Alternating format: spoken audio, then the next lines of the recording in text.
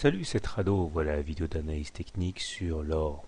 Belle séance aujourd'hui, puisque comme on pouvait s'y attendre, je vais zoomer un petit peu, l'oblique a fait son office, et une fois de plus, on est venu prendre appui sur cet oblique et rebondir, et au point de venir heurter de plein fouet la moyenne mobile à 20 séances, qui pour l'instant n'a pas réussi à provoquer les mouvements vendeurs qu'on pouvait craindre, puisque nous sommes encore sur les plus hauts à l'heure où je parle. Et si on devait terminer comme ça, eh bien, ce serait encourageant puisque nous clôturons au-dessus des 38,2% de retracement de Fibonacci et nous sommes donc capables, à mon avis, d'aller chercher les 50% de retracement de Fibonacci à 1683. Si on arrivait à clôturer au-dessus des 1683, ça serait donc la porte ouverte vers les 61,8%, etc., etc. Ce qui m'inquiète quand même un petit peu, c'est que au-delà du fait que nous soyons en contact de la L20, il faudrait clôturer significativement au-dessus pour casser la tendance baissière, puisque pour l'instant, que l'on ne s'y trompe pas, puisqu'on est en dessous d'une M20 baissière, on est toujours en tendance baissière. Mais les indicateurs techniques s'améliorent, puisque le MACD croît son signal à la hausse, le momentum bascule positif et le stochastique est sur des niveaux assez élevés. Autrement dit, même si la M20 constitue un rempart assez important à la hausse, la dynamique est clairement haussière à très court terme. Donc on peut espérer décemment battre en brèche la M20.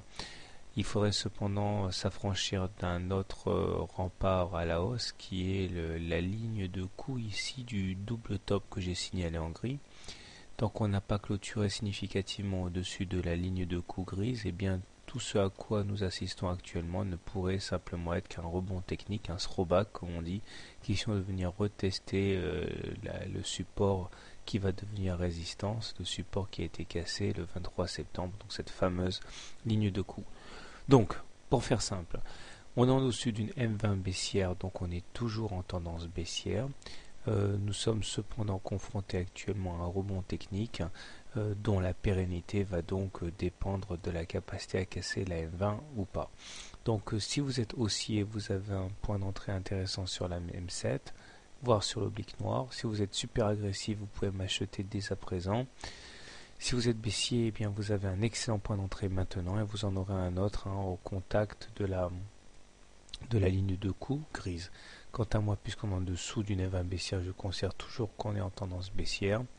Je pense néanmoins qu'il est prudent d'attendre la clôture de demain pour voir si effectivement la M20 joue son rôle d'épouvantail à la hausse ou alors si elle risque d'être cassée, parce que normalement j'aurais shorté sur des situations comme celle-ci, mais comme le MACD et le momentum viennent de basculer dans une configuration un peu plus positive, c'est un petit peu dangereux. Donc on va attendre de voir si la M20 s'impose ou pas. Voilà, bonne soirée, bon trade et à demain.